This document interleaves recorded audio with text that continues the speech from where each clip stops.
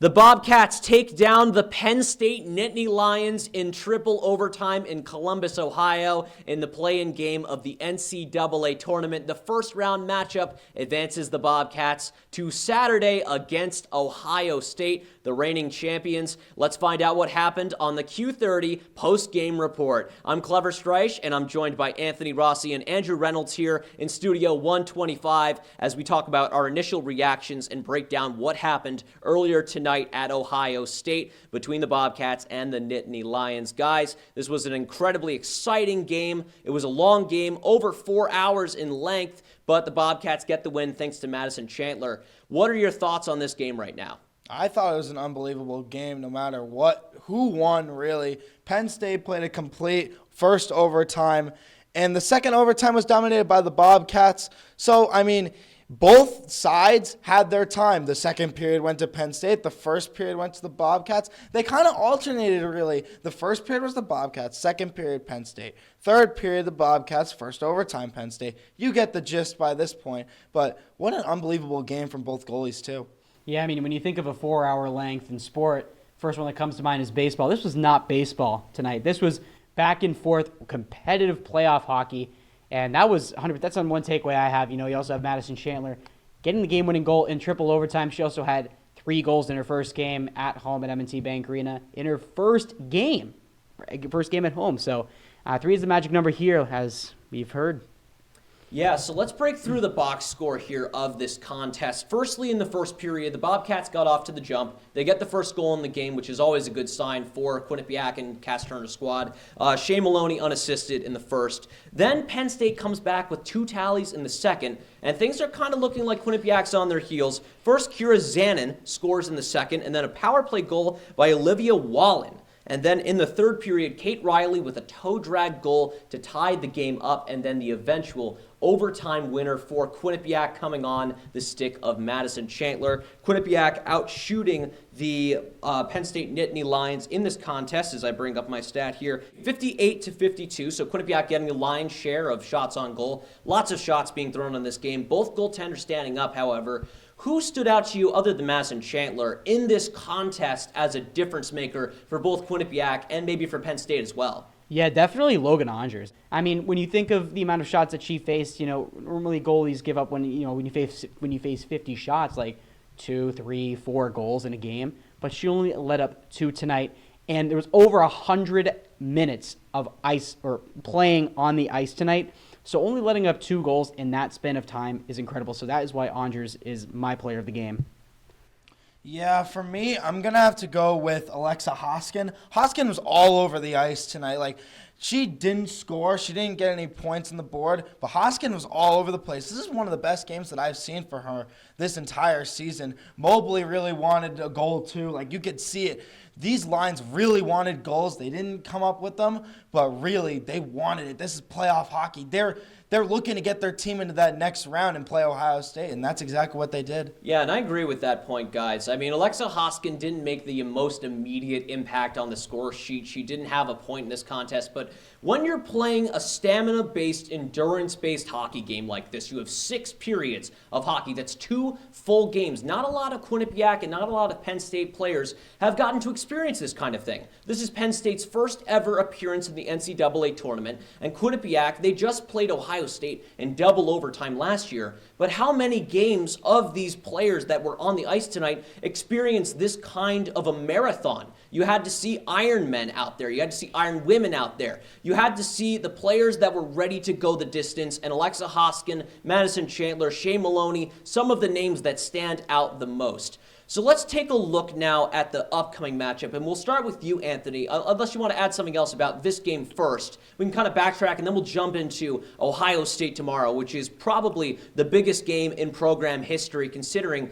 the momentum that the Bobcats have after this dramatic win. Yeah, I did want to add a little bit. You talked about the little bit of inexperience from players in this type of scenario. I want to bring up Zoe Ewens. She hasn't played in this type of game yet. We saw from a couple her juniors highlights, she didn't really have a lot of overtime games when she was up in Canada, But this is her first year here at Quinnipiac, Chandler's first year at Quinnipiac. This is Blacker's first year at Quinnipiac. Even though she was on the bench the entire game, she got to experience and watch graduate leader Logan Andres in net.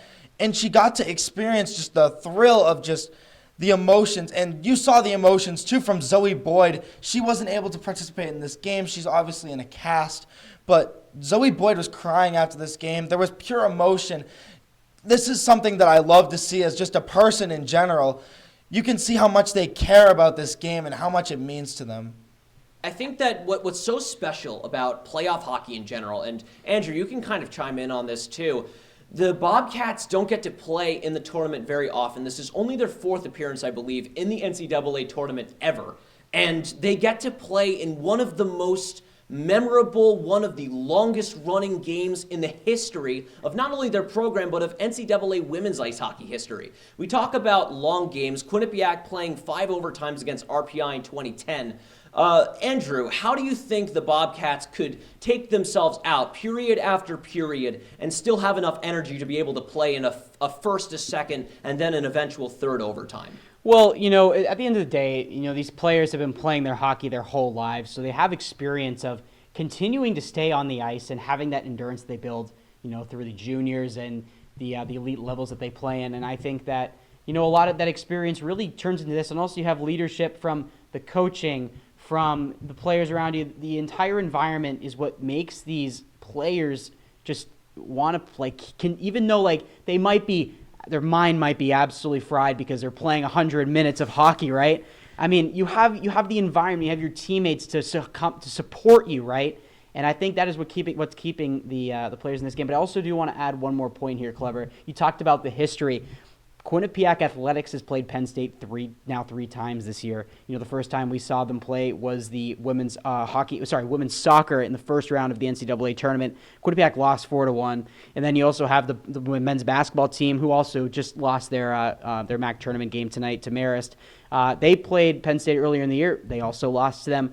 Yeah, this is an important win for Quinnipiac. Think about Penn State athletics, not just women's hockey, but Penn State athletics in general. That is a name brand when it comes to college sports, and getting a win over this women's ice hockey team is nothing but a good omen as the Bobcats try and extend their season out and make the Frozen Four for the first time ever. I mean, that would be so huge for Quinnipiac if they're able to make it. And it's only going to be one more game. It's going to be very difficult because now you have Ohio State up next, so we'll transition into but Clever into that also point. Yeah, Clever. This would be the third time they're playing a Big Ten team this year. That is even true. even though they are not even though the Big Ten conference does not exist in women's ice hockey, they can possibly beat a third Big Ten team this season, which is nuts. You beat Wisconsin 3-0 at home, and they were number 2 nationally ranked, and now you just played a Penn State team who was 10 nationally ranked according to the NCAA with their seedings that came out, and now you're about to play a number 1 ranked team in the country.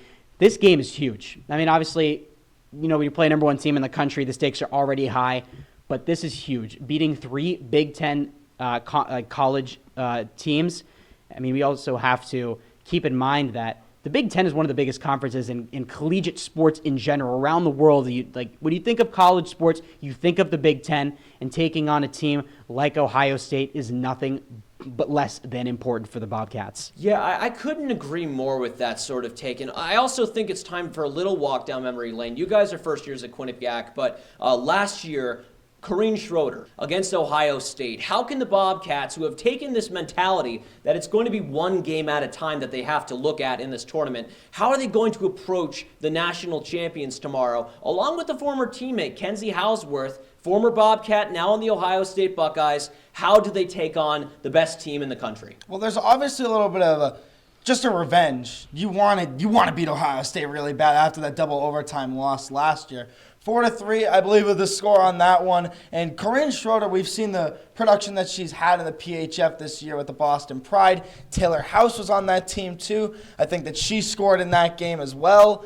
But these players from the PHF, they always come back to watch the Bobcats play. We saw Melissa Samoskevich. She's the head of player development on the team. Abby Ives was there for the Wisconsin game. We saw her for a couple of games during the season. But it's for the entire program. This victory against Ohio State, if it happens, probably one of the biggest in Quinnipiac University history.